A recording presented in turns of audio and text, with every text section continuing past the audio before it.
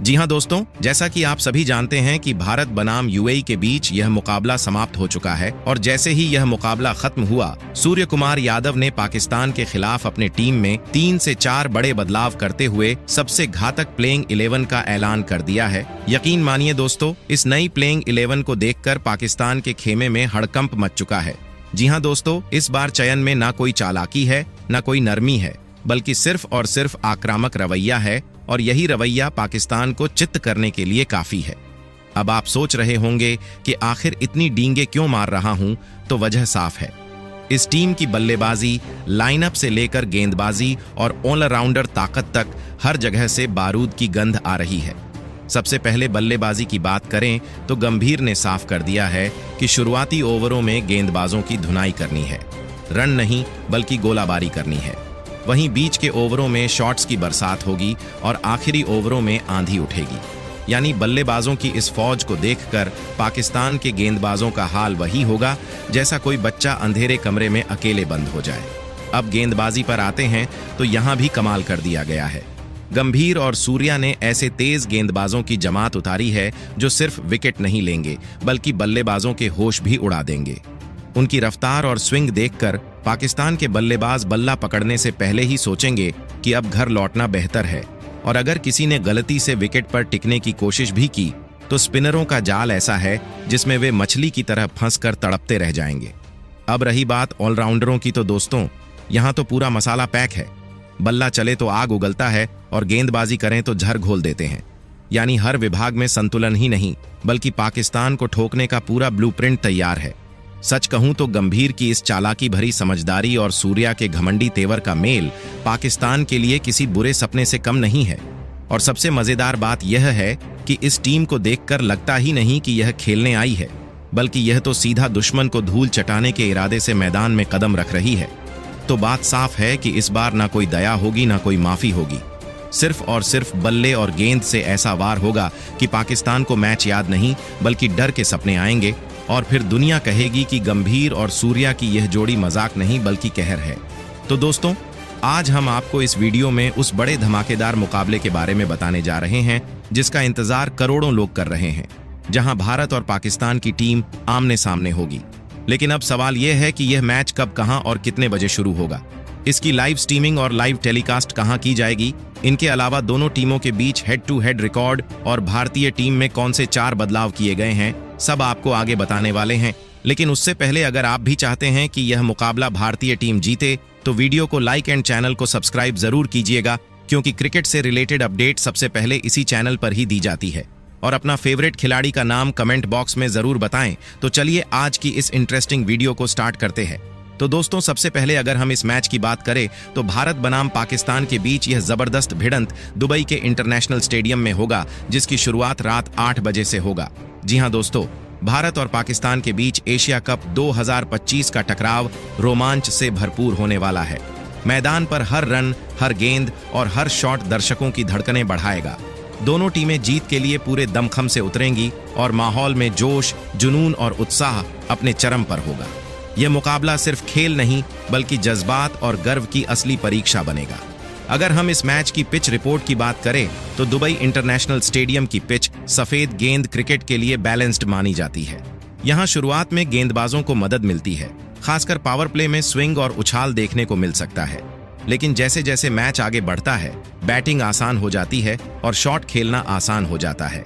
Middle overs में spinners का role अहम रहता है, क्योंकि पिच धीरे धीरे धीमी होती है। रात के मैचों में ड्यू का असर बड़ा कारक बनता है, जिससे पीछा करने वाली टीम को फायदा मिलता है। कुल मिलाकर यह पिच बल्लेबाज और गेंदबाज दोनों के लिए बराबरी की चुनौती देती है। अगर हम इस मुकाबले की लाइव स्ट्रीमिंग और लाइव टेलीकास्ट की बात करें तो अगर आप मोबाइल पर देखना चाहते हैं तो सोनी लिव एप्लीकेशन पर देखने को मिलेगा। वहीं टीवी पर देखना चाहते हैं तो आपको सोनी 10-1 और सोनी 10-3 पर दिखाया जाएगा। तो चलिए अब एक नजर भारत बनाम पाकिस्तान के बीच हेड टू हेड रिकॉर्ड पर नजर डालते हैं। तो भारत और पाकिस्तान के बीच T20 अंतर्राष्ट्रीय मुकाबले हमेशा रोमांच और जुनून से भरे रहे हैं। अब तक दोनों टीमों के बीच कुल 12 मैच खेले गए हैं, जिनमें भारत ने 8 बार जीत दर्ज की है, जबकि पाकिस्तान ने 3 जीत हासिल की है और एक मुकाबला टाई होकर सुपर ओवर में गया था, जिसे भारत ने अपने नाम किया। यह रिकॉर्ड साफ दिखाता है कि छोटे फॉर्मेट में भी भारत का दबदबा ज्यादा रहा है। हालांकि पाकिस्तान ने भी कुछ ऐसे क्षण दिए हैं जो दर्शकों की सांसें रोक देने वाले साबित हुए। दोनों टीमों का सर्वाधिक स्कोर 192 रन और 182 रन रहा है, जो इस टकराव को और दिलचस्प बनाता है। हर भिड़ंत मानो एक नई जंग की तरह होती है, जहां हर गेंद, हर रन और हर ओवर इतिहास लिखता है। तो दोस्तों चलिए अब भारत की इस नई नवेली प्लेइंग 11 पर नजर डालते हैं और जानते हैं कि सूर्या ने इस प्लेइंग 11 में किन किन खिलाड़ियों को मौका दिया है। तो दोस्तों सबसे पहले ओपनिंग करते हुए नजर आएंगे अभिषेक शर्मा।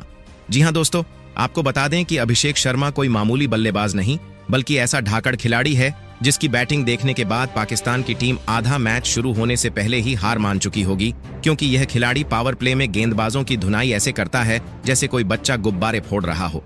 अब जरा सोचिए, शुरुआती ओवरों में ही अगर चौकों की आतिशबाजी शुरू हो जाए तो पाकिस्तान के गेंदबाज बेचारे गेंद फेंकेंगे या रोना धोना करेंगे। यही वजह है कि ओपनिंग में अभिषेक पर बड़ी जिम्मेदारी होगी और वह इसे निभाने में माहिर भी हैं, क्योंकि जब उनका बल्ला बोलता है तो शॉट्स हवा में नहीं जाते, बल्कि सीधे विपक्षी खिलाड़ियों के दिल पर लगते हैं और पाकिस्तान के फील्डर उतने ही परेशान हो जाते हैं जितना कोई इंसान इंटरनेट स्लो होने पर होता है। सच मानो तो अभिषेक की आक्रामक बैटिंग देखकर विपक्षी कप्तान की हालत पतली हो जाती है और रणनीति कागज पर ही फट जाती है। इनकी खासियत यह है कि गेंदबाज कितनी भी चालाकी दिखा ले, चाहे यॉर्कर मारे या बाउंसर फेंके, ये बल्लेबाज उसे मैदान से बाहर पहुंचाने का हुनर जानता है। और यही कारण है कि टीम इंडिया की ओपनिंग जब अभिषेक के साथ शुरू होती है तो सामने वाली टीम का आधा हौसला वहीं दम तोड़ देता है। घमंड से कह सकता हूं कि अगर अभिषेक शर्मा क्रीज पर टिक गए तो पाकिस्तान के गेंदबाजों की हालत वही होगी जैसे कोई नींद में उठकर गणित का पेपर दे रहा हो। वहीं दूसरे नंबर पर संजू सैमसन खेलते नजर आएंगे। जी हां दोस्तों, Sanju Samson T20 international cricket में एक ऐसे खिलाड़ी हैं जिनकी पहचान उनके आक्रामक और स्टाइलिश बल्लेबाजी से होती है। वह जब क्रीज पर आते हैं तो दर्शक हमेशा कुछ खास देखने की उम्मीद करते हैं। उनकी बल्लेबाजी की सबसे बड़ी ताकत है नेचुरल टाइमिंग और स्ट्रोक प्ले। चाहे फ्रंट फुट पर कवर ड्राइव हो या बैक फुट पर पुल शॉट, उनके हर शॉट में क्लास और पावर का अनोखा मिश्रण नजर आता है। T20 फॉर्मेट में उनकी अटैकिंग अप्रोच टीम को तेज शुरुआत दिलाने या दबाव की स्थिति से बाहर निकालने में मदद करती है। संजू की खासियत यह भी है कि वह पिच और परिस्थिति के हिसाब से अपने खेल को एडजस्ट कर सकते हैं। अगर टीम को एंकर की जरूरत हो तो वह संयम से रन जोड़ते हैं, और जब तेजी की दरकार हो तो बड़े बड़े छक्के लगाना उनके लिए कोई मुश्किल काम नहीं। विकेट कीपर होने के नाते वह टीम को दोहरी ताकत देते हैं, पीछे से गेंदबाजों को गाइड करने और स्टंप के पीछे बिजली जैसी फुर्ती दिखाने में उनका जवाब नहीं। हालांकि कई बार निरंतरता पर सवाल उठे हैं, लेकिन जब उनका बल्ला चलता है तो विपक्षी टीम के लिए रोकना बेहद कठिन हो जाता है। उनकी बल्लेबाजी का अंदाज दर्शकों को बांधे रखता है और वह किसी भी मैच का रुख पलटने की क्षमता रखते हैं।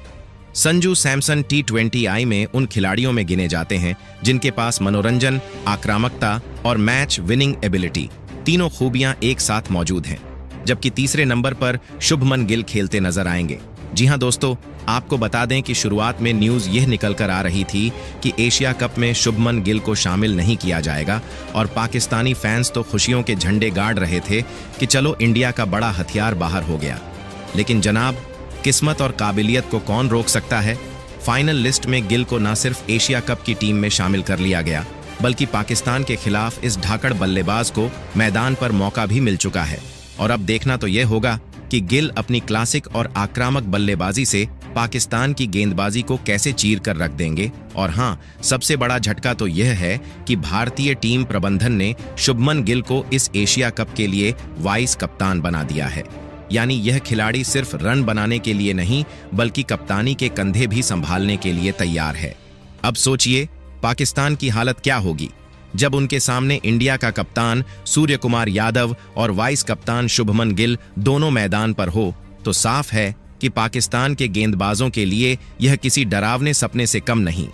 गिल का अंदाज ही ऐसा है कि अगर वह क्रीज पर टिक गए तो गेंदबाजों की हालत वैसे हो जाएगी जैसे कोई बच्चा होमवर्क भूलकर स्कूल गया हो। एक तरफ उनकी क्लासिक कवर ड्राइव पाकिस्तान की आंखों में चुभेगी, और दूसरी तरफ उनकी ताकतवर पुल शॉट्स दुबई के आसमान में तारे बनकर चमकेंगे। ऐसे ही चौथे नंबर पर सूर्य कुमार यादव खेलते नजर आएंगे, जो इस टीम के कप्तान भी होंगे।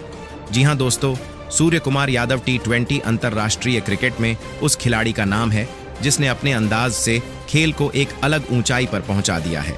उन्हें 360 डिग्री बैटर भी कहा जाता है क्योंकि मैदान के चारों ओर रन बनाने की उनकी क्षमता अद्भुत है। चाहे तेज गेंदबाज की रफ्तार हो या स्पिनर की चतुराई, सूर्या हर चुनौती को अपने स्टाइल से जवाब देते हैं। उनकी ताकत सिर्फ चौके छक्के मारने में नहीं, बल्कि गेंदबाज की लाइन और लेंथ को पढ़ने और उसी के हिसाब से शॉट चुनने में है। वह मैदान के पारंपरिक शॉट्स से लेकर इनोवेटिव रिवर्स स्वीप, स्कूप और अनोखे फ्लिक तक खेलते हैं, जिससे गेंदबाजों को उनके खिलाफ प्लान बनाना आसान नहीं होता। सूर्या की खासियत उनका आत्मविश्वास है। वह दबाव की परिस्थितियों में भी आक्रामक खेलने से नहीं कतराते और टीम को तेज रन गति से आगे बढ़ाते हैं। यही कारण है कि जब भी उन्हें क्रीज पर देखा जाता है, दर्शकों को उम्मीद रहती है कि अब कुछ खास देखने को मिलेगा। उनका स्ट्राइक रेट इस बात का सबूत है कि वह सिर्फ रन बनाने नहीं, बल्कि मैच का रुख बदलने के लिए बल्लेबाजी करते हैं। उनका खेलने का अंदाज T20 क्रिकेट की असली पहचान है, तेज, आक्रामक और मनोरंजक। वह उन चुनिंदा बल्लेबाजों में से हैं जिनकी मौजूदगी ही विपक्षी टीम पर मानसिक दबाव बना देती है। जबकि 5वें नंबर पर जितेश शर्मा खेलते नजर आएंगे। जी हां दोस्तों, जितेश शर्मा T20 क्रिकेट में उस तरह के खिलाड़ी हैं जिन्हें किसी भी टीम का गेम चेंजर कहा जा सकता है।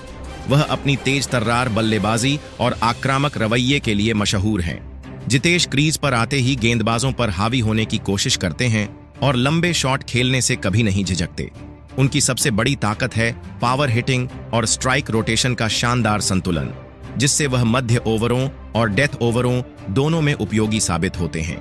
विकेटकीपर होने के नाते वह टीम को अतिरिक्त विकल्प भी देते हैं और तेज रिफ्लेक्स से महत्वपूर्ण मौकों पर स्टंपिंग और कैच के जरिए असर छोड़ते हैं। T20 जैसे छोटे और तेज फॉर्मेट में उनका अंदाज टीम को वह बढ़त दिलाता है जो मैच का रुख पलट सकती है।